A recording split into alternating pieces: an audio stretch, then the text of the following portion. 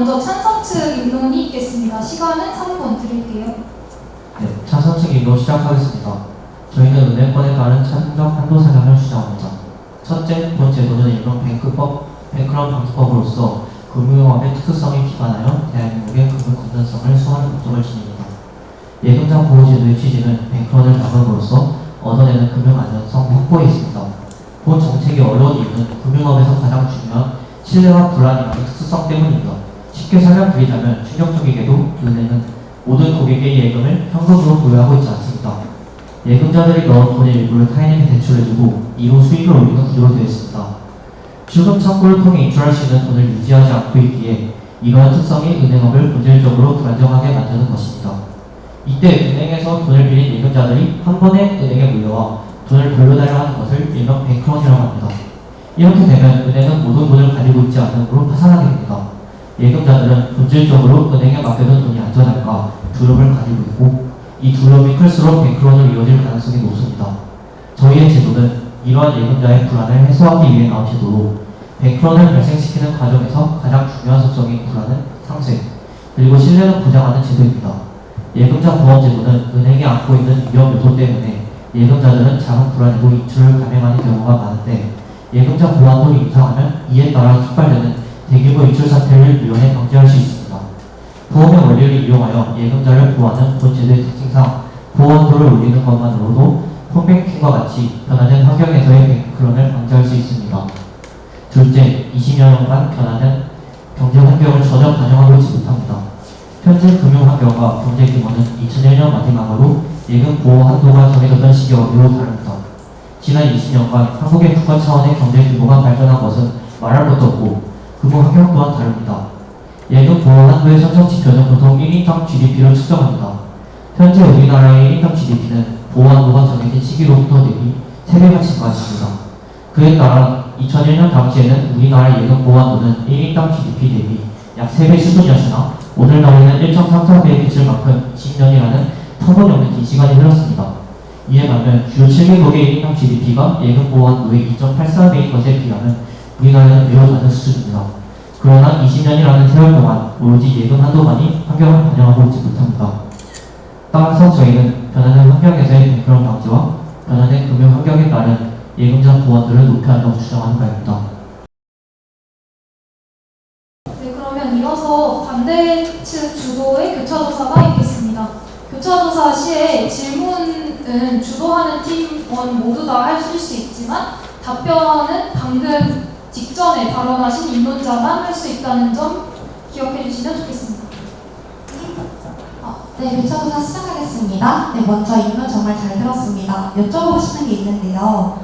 한도를 상향함으로써 뱅크런 방지를 하기 위한 불안을 상쇄할 수 있다고 주장하실 거 맞으신가요? 네, 맞습니다. 네, 그렇다면 지금 한도 하에서는 예금자 보호가 잘 안 된다고 생각을 하시는 거겠네요?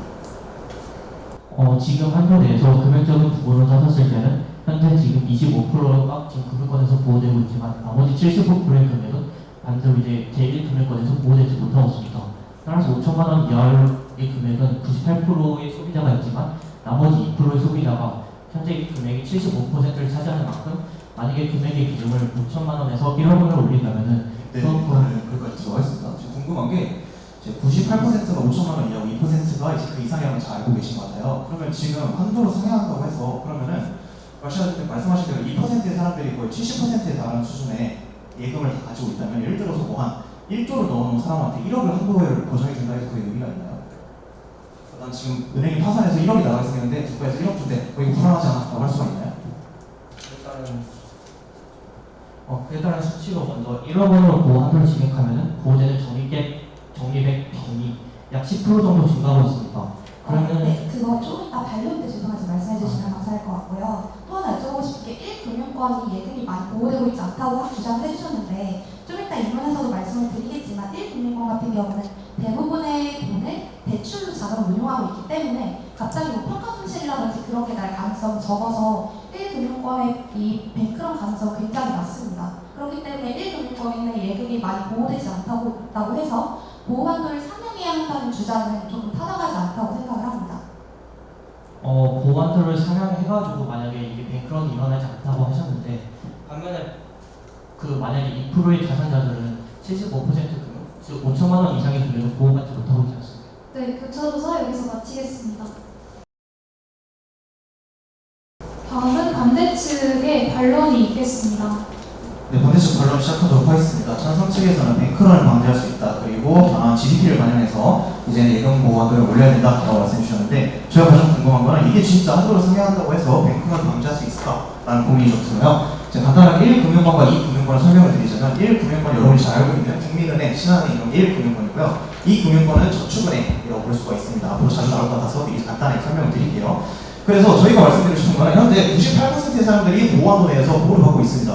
단지 2%가 보호를 못 받고 있다고 말씀하셨는데, 그 2%의 사람들이 애초에 몇십억 수준의 돈을 넣어놓은 사람들인데, 그 사람들한테 대체 지금 그냥 어느 정도 상향한다고 해서, 예를 들어 10억 넘은 사람이 1억 보호받는다고 다시 이제 안전해, 너무 기분이 좋아, 더 이상 돈 안 빼야지, 뱅크런 안 돼 라고 할까요? 전혀 터무니없는 주장을 통해서 의미가 없다고 생각이 들고요. 구체적인 내용은 저희가 다음번 첫 인원에서 말씀을 드릴 테니까 일단 이 점에 관해 좀 더 구체적으로 짚어주시면 좋을 것 같습니다.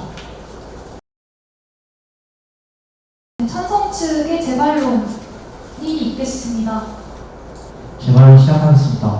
먼저 돈이 많으면, 즉 예금 보호 한도를 올리면 어떻게 뱅크런을 방지할 수 있는가? 이미 98%의 소비자들이 돈이 보호되고 있는데 과연 이게 실효성이 있냐라고 질문하셨는데, 가장 먼저 제가 아까 인원에서 말씀했다시피 뱅크런이 일어나는 이유는 가장 먼저 은행의 부분지급제도, 즉 은행이 보유한 돈에 비해 예금자들이 돈을 한꺼번에 인출할 때에 발생하는 것입니다. 예금 한도를 1억으로 올린다면 예금자들은 은행에 돈을 더 많이 넣게 될 것이고, 그렇게 되면 은행에 보유한 돈은 더 많아지게 됩니다.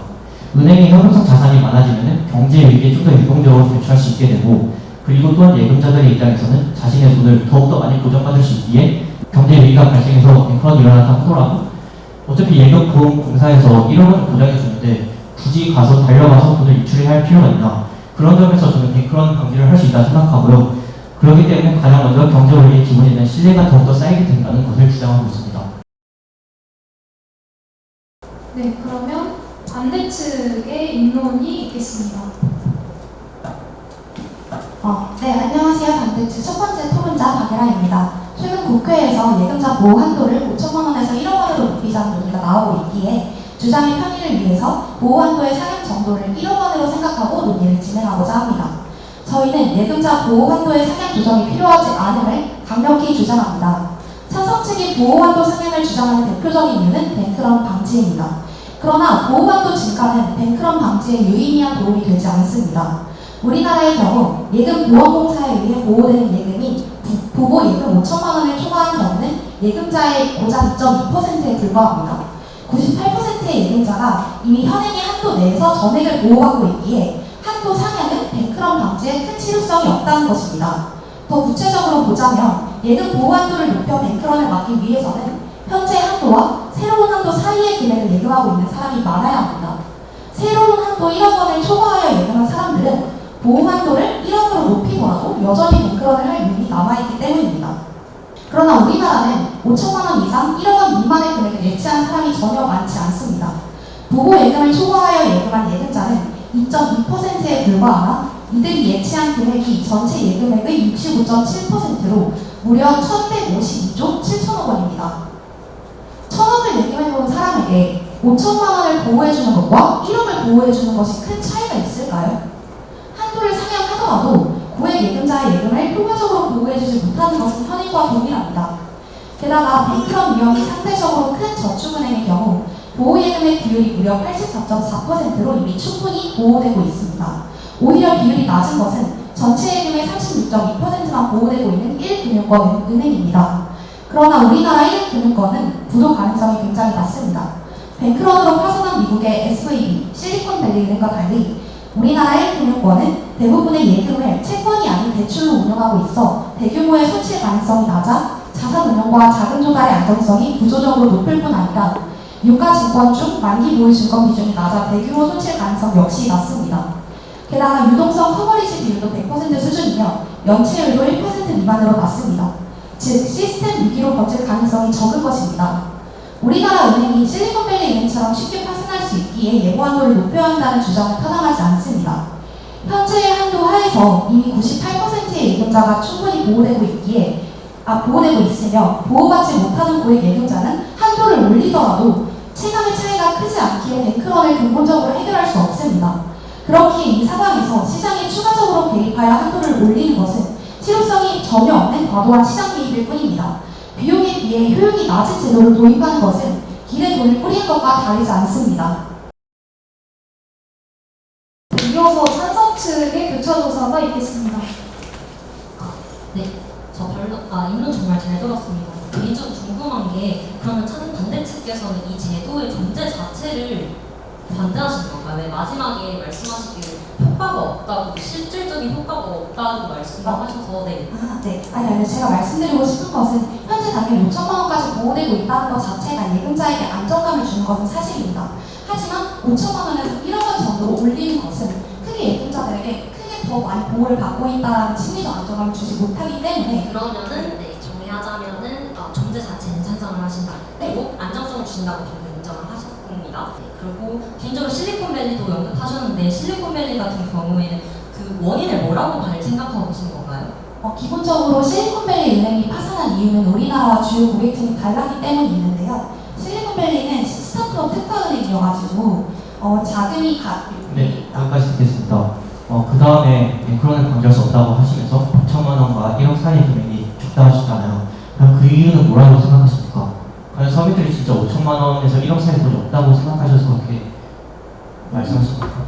은행별로 5천만 원씩 나머지 예치를 해놓은 거겠죠. 그럼 부분적으로 예치를 했다는 것은 서민들이 뱅크런을 발생했을 때 그 돈을 보장받기 위해서 한다는 것을 인정하신 건데요. 하지만 이 한도를 높일 경우에는 그 한도만큼 맞춰서 예치를 할 때도 나중에 그 금액만큼이 빠져버리면 오히려 더 큰 뱅크런 가능성이 있다고 생각합니다. 네, 교차조사 마치겠습니다. 이어서 찬성 측의 반론이 있겠습니다. 네, 반론 시작하겠습니다. 우선 98%에 대해서 말씀을 하시면서 실효성에 대한 의문을 제기해 주신 것 같습니다. 그런데 저희는 이것에 대해서 선우 강의가 틀렸다라고 먼저 지적을 하고 있습니다. 5천만 원 이하로 넣는 사람들이 98%라서 한도를 올릴 필요가 없는 게 아니라 한도가 5천만 원 이하이기 때문에 98%가 그에 맞춰서 넣고 있다. 저희는 이렇게 인과관계를 생각합니다. 실제로 5천만 원이기 때문에 5천만 원 아래로 넣어라라고 말하는 재테크 방법이 가장 강세이기도 하고요. 그리고 두 번째로 금융 건전성 수호가 저희의 가장 큰 목적이라 생각을 합니다. 숫자, 비율, 실리콘밸리가 파산을 한 이유는 그 숫자가 한도 비율이 낮기 때문이 아닙니다. 그것은 실리콘밸리 은행이 망해가고 있다라는 불안감이 사람들 사이에서 특히 스마트폰 그리고 인터넷 뱅킹이 증가되면서 막연한 불안감이 증가되었기 때문입니다. 저희는 그렇기 때문에 한도와는 또 다른 부분의 그 비율과는 또 다른 부분이라는 것을 반드시 넣어드리고 있습니다. 다음으로 반대 측의 재반론이 있겠습니다. 네, 제 발언 시작하겠습니다. 먼저 반론 정말 잘 들었습니다. 그렇지만 여전히 의문인 게 지금 한도에 맞춰서 예금을 하고 있다고 말씀해 주셨잖아요. 그럼 한도를 높이면 그에 똑같이 맞춰서 예금을 하겠네요. 그러면 한도를 높인 것에 대한 효과가 전혀 없는 것 아닐까요? 여전히 예금자들은 그 한도에 맞게 예치를 하는 것이니까요. 그럼 뱅크런 유의는 똑같이 존재할 것입니다. 왜냐하면 여전히 그 한도에 맞춰서 예치를 하는 것이기 때문에 어차피 내가 이 금액까지만 넣으면 무조건 보장을 받을 수 있다는 심리적 안정감은 똑같을 테니까요. 또한 불안감이 높다는 것을 방지하기 위해서 금액을 올려준다고 해주셨는데 1억으로 올린다고 해가지고 예금자의 불안감이 유의미하게 낮아질 거라는 생각이 잘 안 듭니다. 그렇기 때문에 1억 원 정도로 올리면 뱅크런에 대한 불안감이 많이 사라질 것이다라는 주장이 그냥 생각에 기반한 주장이라고 생각이 들어서 네, 이에 대해서는 저는 반대로 생각하는 바입니다. 감사합니다. 바로 두 번째 인론 듣도록 하겠습니다. 네, 안녕하세요. 반대측 두 번째 토론자 신우진입니다. 앞선 입론에서 저희는 보호한도의 상향 조정이 실효성이 없는 과도한 시장 개입에 불과하다는 점을 강조했습니다. 두 번째 입론에서는 보호한도 상향 조정이 불러오게 될 문제점들을 집중적으로 설명드리도록 하겠습니다. 우선 보호한도 상향 조정은 경제 불평등을 심화하게 됩니다. 앞선 입론에서 언급했듯이 오직 2.2%의 예금자만이 보호한도를 초과하여 은행의 자산을 예치하고 있습니다. 이 상태에서 보호한도를 상향한다면 고액 자산가들의 보호 예금액만 늘어나게 되는 겁니다. 보호한도를 높이면 은행이 예금보험공사에 납부해야 하는 보험료가 증가하는데요. 이때 은행은 자신이 부담하는 보험료를 예금의 이자를 낮추고 대출의 이자를 높이는 등의 방식으로 예금자와 대출자에게 전가합니다. 예금자와 대출자의 탄력성은 무한대가 아니기 때문입니다. 즉, 이자율 결정에 추가적인 개입이 발생하기 때문에 수요와 공급은 전혀 균형점을 찾지 못하게 되고 오히려 순손실이 급격히 증가하게 됩니다. 또한 예금보험료는 1금융권보다 2금융권에서 많이 오르게 될 텐데요. 이 금융권의 대출자들은 수요가 비탄력적이기 때문에 대출 이자가 더 높아지는 방식으로 더욱 많은 보험료를 전가받게 됩니다. 높은 가계부채와 금리 상승으로 안 그래도 고통이 큰 상황에서 예대금리 차가 증가하기까지 하는 것은 신용상태가 좋지 않은 이 금융권의 대출자들에게 더 많은 부담을 줄 것이라 확신합니다. 경제적 약자가 금융정책의 수혜는 받지도 못하고 비용 부담만 하는 상황이 오는 거죠. 다음으로 보호한도 사용 조정은 도덕적 해이 문제를 불러올 겁니다. 보호한도의 상향은 국가가 부담하는 위험 부대 비용의 증가와 동일합니다. 만약에 예금자 보호한도를 높인다면 은행은 예금액을 가지고 투자할 때 더 깊은 고민 없이 고위험, 고수익 상품에 투자할 겁니다. 보호되는 금액의 증가는 위험성이 예금보험공사로 분산이 되어서 감소함을 의미하기 때문이죠. 예금자 역시 마찬가지인데요. 예금자는 1금융권보다 2금융권 은행의 재정 상태가 좋지 않다는 것을 더 이상 고려하지 않은 채 건전성과 유동성에 대한 고려 없이 그저 예금 이자가 높은 은행에 예금할 겁니다. 원금 손실의 위험성을 예금보험공사가 100% 부담하기 때문에 예금자는 더 이상 걱정할 게 없는 거죠. 더해서 예금의 이자 수익은 어느 은행에 예치하느냐에 따라 달라집니다. 즉, 예금자의 수익률은 상방이 한도 없이 뚫려있게 되는 거죠. 기존에 은행 예금을 예치하는 것을 택한 사람들은 수익성 대신에 안정성을 추구하는 위험 기피적 성향이 강한 사람들입니다. 하지만 예금의 하방 수익률은 막혀있고 이제 상방 수익률이 정해져 있지 않다면 예금자들은 원래 자신의 성격과 달리 위험 선호적으로 행동하게 됩니다. 결국 은행은 이러한 예금자들의 더 많은 예금을 이끌어내기 위해서 고금리의 예금 상품을 판매하고 은행은 그 돈으로 다시 위험 자산에 투자하는 악순환으로 이어집니다. 제도의 수혜는 소수의 경제적 강자가 받고 비용의 부담은 경제적 약자가 하는 제도가 바람직한 경제 정책일까요? 위험 자산을 시장에 증가시켜서 더 큰 불안과 은행 파산을 불러올 제도가 정말 안전한 정책일까요? 문제 초성이인 보호한도 상향 조정, 저희는 강력하게 반대하는 바입니다. 이상으로 임론 마치겠습니다. 네, 찬성 측의 교차조사 있겠습니다. 도덕적 해이를 말씀하시면서 결국에 예금자들이 더욱더 금리가 높은 은행에 좀 더 돈을 많이 넣을 것이다. 즉 제2금융권 은행에 좀 더 돈을 넣을 것이라고 주장하시는 것 같아요. 네, 맞습니다. 그렇다면 과연 제2금융권의 보장 한도가 높아지지 않아도 그러면 사람들이 똑같이 돈을 넣을까요? 아니면 안 넣을까요? 다시 한번 설명해 주시죠. 즉 그러니까 지금 현재 저축은행의 금액 비중이 얼마나 되시는지 아십니까? 설명해 주시나요? 지금 현재 75%입니다. 반면에 이제 은행의 금액 비중은 5천만 원 이상이 25%밖에 안 되는 거죠. 네. 그래서 저희는 지금 주장하는 게 AIDRI라는 그 세계적인 기준이 있는데 그 기준에 따르면 50%까지는 뭘 해야 한다라는 그런 문구가 있습니다. 그렇게 따지면 저희는 저축은행은 이미 기준을 넘어서고 은행은 기준을 넘어서지 않으니까 그냥 단순히 은행의 예금자 보호 한도만 높이게 된다면 저축은행의 예금자 보호 한도는 굳이 안 높여도 되지 않을까요? 저희가 말씀드리고 싶은 거는 계속해서 말씀드린 수익률의 상방과 하방에 대한 얘기를 말씀드리고 있었는데 그러니까 제가 이 말씀을 드리는 이유가 예금자 보호 한도를 만약에 은행만 올리게 된다면 사람들은 이제 예금자 보호 한도를 은행에 1억을 보호할 수 있으니까 오히려 더 많은 돈을 예금은행에 더 넣어가지고 결국 저축은행으로 그동안은 도덕적 해이는 발생하지 않는 거다라는 말씀을 드리고 싶고요. 그 다음에 이제 또 얘기해야 할 게 보험료를 좀 더 많이 내야 한다 하셨잖아요. 네. 그러면 이 보험료를 왜 과연 더 많이 내야 한다고 생각하시나요?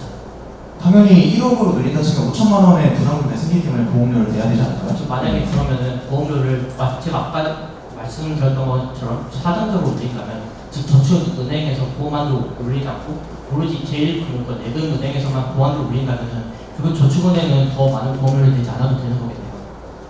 왜 저축은행에서 보험한도 올리지 않는 거죠? 왜냐하면 제가 아까 말씀하셨다시피 은행의 비율로 따진 겁니다. 5천만 원 이상의 비율이 75%에 반해 은행의 금융적 비중은 25%밖에 안 되니까 이 더 많은 금액을 보존하기 위해서는 당연히 네, 교차조사 마치겠습니다. 다음은 찬성 측의 반론입니다. 네, 제가 아까 말씀하셨던 설명에 대해서 다들 잘 모르실 것 같아서 제가 다시 한번 설명해 드리자면은 저희가 아까 계속해서 주장하는 것이 차등적 예금자 보험료 인상입니다. 그 뜻이 무엇이냐?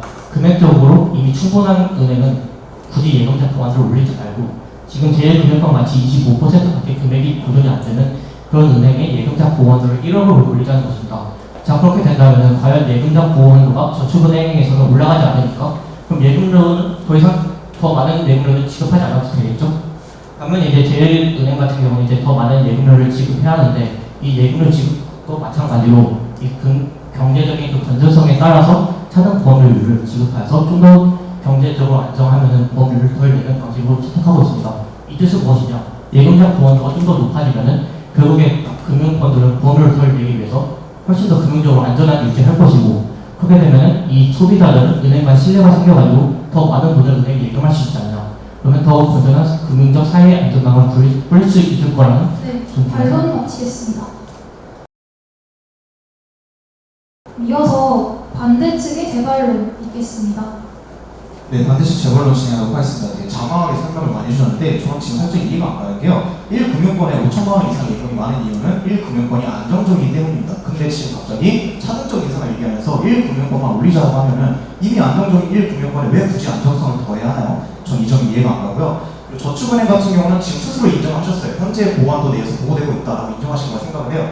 왜냐면 우리 2010년에도 사실 15개의 저축은행이 파산하게 되는 뱅크런 사태가 일어났습니다. 즉 이 금융권이 가장 뱅크런에 취약한 곳인데 지금 스스로 본인께서 이 금융권 5천만 원 이하로 다 보호되고 있으니까 굳이 안 올려도 될 것 같아요. 1금융권 올리죠 라고 말씀하신 거는 오히려 저희의 입장에 좀 더 힘을 실어주신 것 같아서 감사하다는 말씀 드리겠고요. 그래가지고 저희가 드리고 싶은 거는 차등적 인상을 굳이 말씀을 하셨는데 그것도 결국에는 그냥 여기는 이렇게 적용하고 여기는 이렇게 적용하자고 해버리면 저희가 지금 의미가 없어진다고 생각합니다. 저희는 계속해서 보완도 상향을 하면 안 된다는 입장인 거고 쪽에서 찬성에서는 보완도를 상향해야 된다는 입장이기 때문에 그 점에 집중해 주시면 좋을 것 같습니다. 찬성 측의 두 번째 인론 듣겠습니다. 네, 찬성 측 인론 시작하겠습니다. 이번 인론에서는 반드시 한도 상향을 해야 하는 긴급 상황 요소 두 가지와 긍정적 효과 두 가지를 중심으로 이야기하겠습니다. 첫째, 20년간 가계 저축률이 하락함에 따라 경제 위기의 가능성이 배제되고 있는 시점입니다. 침체되는 경제를 살리기 위해 가계 저축을 살려야만 합니다. 대중의 저축은 단순히 예금 상품 거래 이상의 의미를 갖습니다. 대중이 저축하지 않는 나라에서는 미래 소비가 늘 수가 없고 지속적이고 장기적인 국민 경제 성장을 담보할 수 없습니다. 한전업을 주로하던 이탈리아의 메디치 가문이 예금 업무를 집한 이래 은행 자본의 핵심은 예금이었습니다. 또한 저축은 미래 소비를 보장할 뿐만 아니라 지속적인 경제 성장의 필수적인 요건이기도 합니다. 그런데 OECD에 따르면 우리나라와 일본이 매우 낮은 수준이라고 합니다. 가계 저축률이 낮아지고 있다는 것은 미래 소비가 줄어든다는 것입니다. 주목할 점은 최근 가계 저축률 지속적인 하락이 소비 증가세 둔화와 함께 나타나고 있다는 점입니다. 이는 가계의 가처분 소득이 절대적으로 줄고 있으며 우리나라와 일본이 다른 어느 국가에 비해 소비 침체에 빠질 위험이 높다는 것을 시사합니다. 또한 우리 은행이 벌인 600억 횡령 상태와 김진태 강원도지사의 채무 불이행 선언, 미국 실리콘밸리 은행 사태 등 금융권에 대한 대중들의 막연한 불안감이 떠오르는 사항입니다. 특히 우리나라는 외환 위기를 겪은 나라입니다. 금융 건전성에 대한 보장이 중요합니다. 특히 가계의 가처분 소득이 늘지 않고 저축률이 낮아지면서 가계의 마이너스 저축, 즉 가계 부채 규모가 1,000조 원을 넘었으며 채무 불이행이 지속적으로 늘고 있어서 경기 침체에 대한 우려가 높아지고 있습니다. 이처럼 저축률이 낮아진 때에는 외부 요인을 포함해서 저축기관의 안정성에 대한 불안감이 분명히 있습니다. 둘째, 디지털 금융 환경의 전환으로 디지털 뱅크런의 위험이 더욱 높아졌습니다. 지난해 은행 비대면 거래는 90%로 언제든지 뱅크런 사태가 재현될 여지가 높아졌습니다. 2000년 한국은행 총재는 이를 두고 실리콘밸리 사태가 한국에서 일어났다면 뱅크런이 100배는 더 빨라졌을 것이라고 말한 바 있습니다. 셋째, 은행의 입장에서 수신고가 늘어나 재정 건전성을 더 늘리는 긍정적 효과가 있습니다. 더 많은 돈을 안정적으로 보장받을 수 있기에 더 많은 돈을 은행에 넣을 수 있습니다. 한국금융협회에 따르면 보호한도를 늘릴 시 은행권의 평균 예금이 최대 30% 증가합니다. 은행의 현금 보유액이 증가하여 경제적인 위기에 더 안정적으로 대처할 수 있습니다. 넷째, 예금자 입장에서 권익을 보호받는 긍정적 효과가 있습니다. 늘어난 경제 규모에는 그에 걸맞는 보호 장치가 필요합니다. 지금까지 그러나 약 20년간 경제 규모에 걸맞지 않은 한도를 보장받지 못했고 그리고 예금자들의 권익은 추가적으로 보호되어야만 합니다. 국민들에게 이번 상향 조정의 계기는 금융 소비자에 대한 안전한 권리를 보장한다는 의의를 지닙니다. 또한 5천만 원 한도 내에서 분산 예금을 해야 했던 불편함을 제거할 수 있습니다. 이상으로 인을 마치겠습니다. 네, 이어서 반대 측 교차 조사가 있겠습니다. 네, 교차조사 시작하겠습니다. 우선 입론 너무 잘 들었습니다. 제가 몇 가지 궁금증이 있는데 우선 이제 예금자 보완도를 늘리면은 은행에 더 많은 돈을 예금하게 된다고 말씀하셨어요, 맞죠? 네. 네, 그렇게 하면은 은행의 현금 보유량이 증가한다고 말씀하셨어요. 근데 지금도 약간 뱅크런, 아까도 말씀하셨는데 뱅크런이 왜 위험하냐라고 말씀을 하실 때 은행들이 현금이 없다라고 말씀하시잖아요, 그렇죠? 그럼 지금 이게 5천만 원씩이 들어가더라도 은행들은 현금을 보유하지 않는 이유는 아나요? 설명해 주실 수 있나요? 사실상 본인들이 돈을 벌어야 되기 때문에 계속 다른 상품에 투자를 하게 될 거고요. 채권이나 법정 지급 비율에 따라서 7% 정도만 남겨놓고 나머지 다 쓰게 됩니다. 근데 이 상황에서 사람들이 다시 뭐 예를 들어 1억으로 상향을 쳤을 때 1억씩 넣었어요. 그럼 그 돈을 이제 우리가 돈을 좀 많이 얻었으니까 현금을 좀 많이 좀 보유해볼까? 이제 투자 좀 줄여볼까? 라고 할까요? 아니면 은행이 돈이 많이 들어왔으니까 돈을 더 많이 남겨야지라고 생각할까요?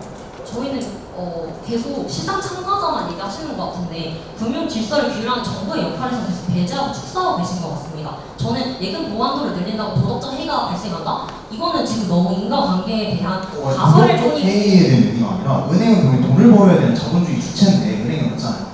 근데 그럼 자기들이 돈을 더 많이 얻은 상태에서 그 돈을 굳이 투자하지 않을 이유가 있나요? 현금 보유를 늘려야 될 이유가 있나요, 은행이? 현재보다? 아까 인명 중에서도 보험료에 대한 부담을 가지고 있다고 말씀하셨어요. 보험료가 아니라 그냥 내가 지금 돈 벌려고 써야 되는데 돈을. 근데 제가 말씀드리고 싶은 거는 보험료가 굉장히 쟁점이 되고 보험료가 부담이 되기 때문에 보험료가 측정되는 기준이 건전성이라서 금융은 건전성을 유지할 수밖에 없다는 부분입니다. 네, 아니 그게 아니라요.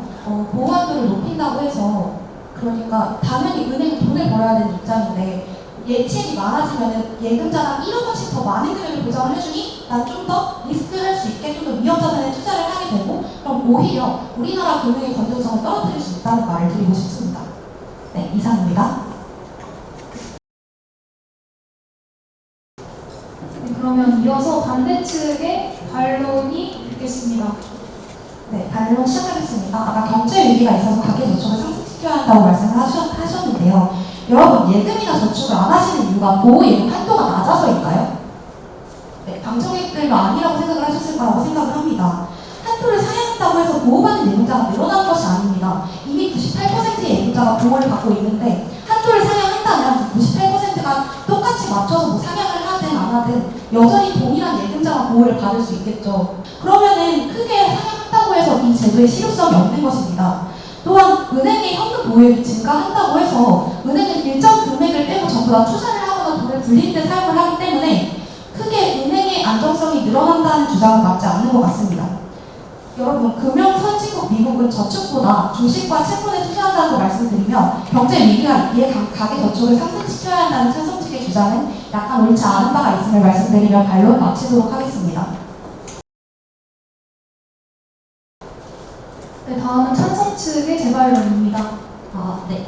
우선 첫 번째로 현금 보유에 대해서 말씀 주셨어요. 이걸 한다고 정말로 안정성이 높아지냐? 저는 맞다고 생각을 합니다. 왜냐하면 뱅크런이 일어나는 특수성에 대해서 첫 번째 이유에서 강조를 드렸는데요. 이 사안은 뱅크런을 막기 위해서 가장 첫 번째 이유를 가지고 있습니다. 그리고 그 뱅크런은 그 모든 우리가 대출이라는 모든 돈을 가지고 있어서 대출을 해줄 때 줄 수 있는 게 아니라 순차적으로 사람들이 들어오기 때문에 그 초반에 그 불안감이 드러나는 그 순간을 컷해야 된다는 지점에 가장 큰 중요성이 있습니다. 그렇기 때문에 현금 보유액이 전체 비율에서는 똑같을지라도 나머지 돈을 똑같이 투자를 한다고 하더라도 현금 보유액 자체가 늘어나는 것이 추가적으로 소비자에 들어와서 돈 올려달라고 했을 때 더 많은 돈을 벌 수 있는 것이므로 그 점에서 현금 보유액은 반드시 필요한 안정성의 축적이라고 생각합니다. 그리고 두 번째로 계속 말씀드리고 싶은 게 있는데 저희는 그 한도와 금융액, 돈의 액수 자체보다도 막연한 불안감, 그 연상 이미지를 제거하는 것에 이 제도에 장점이 있다고 생각을 합니다.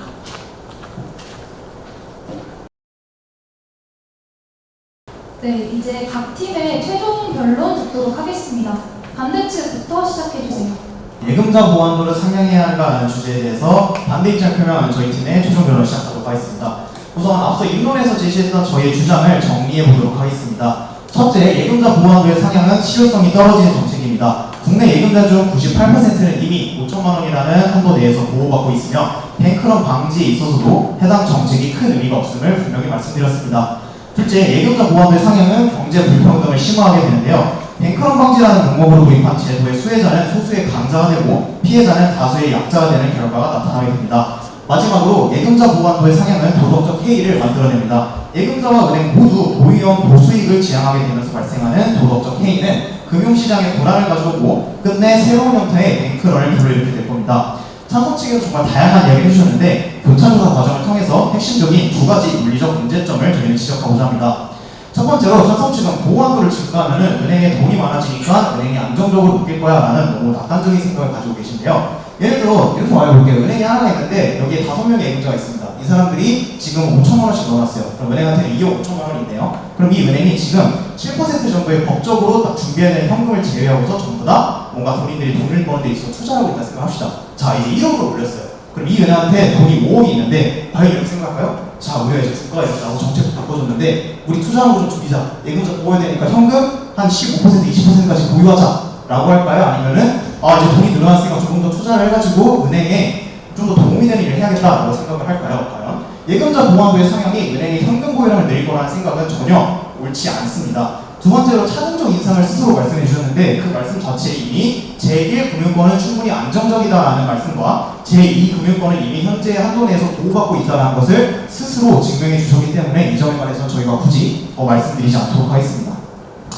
이번에 실리콘밸리 은행이 파산하게 됐고 우리나라에서 새마을금고 사태가 일어나면서 물론 뱅크런이라는 게 정말 무서운 현상이라는 것은 확실한데요. 다만 이거는 미국에서 고려해야죠. 저희가 많이 걱정할 문제가 아닙니다. 미국에서 이런 일이 일어났으니까 한국에서 대비해야 돼. 미국에서 이랬으니까 한국에서 다시 예금자 보호한도 해야 돼라고 말하는 거는 두 나라의 경제 규모와 금융 시스템이 너무도 차이가 나기 때문에 의미 없는 말입니다. 자연재해가 일어났다면 오케이 인정하겠죠. 근데 뱅크런과 같은 상대적인 위험에 대해서는 저희가 좀 더 신중할 필요가 있습니다. 예금자 보호한도 상향은 미국의 사례를 이용해서 국민의 불안감을 건드리는 포퓰리즘 정책에 불과합니다. 또한 이 정책은 결국 소수의 경제적 강자가 다수의 경제적 약자를 이용하여 이득을 누리는 부작용을 가져오게 되어서 결국 특정 집단만의 이익을 보장하게 될 것입니다. 실효성도 없고 사회적으로도 윤리적으로도 부적합한 이 정책, 우리가 굳이 추진해야 될 이유가 있을까요? 이번 주제에 대해서 강력하게 반대하는 바임을 다시 한번 강조하면서 최종 변론 마무리하겠습니다. 이상입니다. 찬성 측의 최종 변론 듣겠습니다. 네, 최종 변론 시작하겠습니다. 아까도 계속해서 5천만 원 이하의 금액이 98%라고 하시잖아요. 그렇다면 과연 개인 예금자가 5천만 원밖에 없어가지고 5천만 원씩 분산 예금했을까요? 아닙니다. 국가가 5천만 원 이상을 보존하지 못하기 때문에 5천만 원씩 분산해서 넣는 것입니다. 그렇다면 개인이 왜 과연 국가적인 경제 위기, 즉 뱅크런이 일어날 때 자신의 돈을 보장받지 못한다는 것을 알면서 왜 개인이 직접 자신의 돈을 나눠가지고 경제 위기에 대비해야 하는 것입니까? 국가의 역할은 개인의 안전을 보장하는 것인데 왜 개인이 국가적인 경제 위기에 대비하여 개인이 직접 나서야 하는 이유는 전혀 없고, 그리고 또한 예금 보호 한도를 올린다면 국가는 경제 위기로부터 국민을 보호할 수 있는 보호망을 제공해 주어 개인이 좀 더 편리하고 안전하게 경제 활동을 해줄 것을 보장합니다. 그리고 뱅크런은 실리콘밸리 뱅크런은 결국에 미국의 상황이기 때문에 우리나라랑 전혀 상관없다. 우리나라는 안전하다. 이런 논의를 펼치셨는데 저희가 아까 인터넷에서 말했다시피 우리나라와 일본의 수준을 보면 됩니다. 자, 그럼 이제 최종 변론 시작하겠습니다. 현재 우리나라는 23년째 5천만 원에 묶여있는 예금자 보호한도를 상향해야 합니다.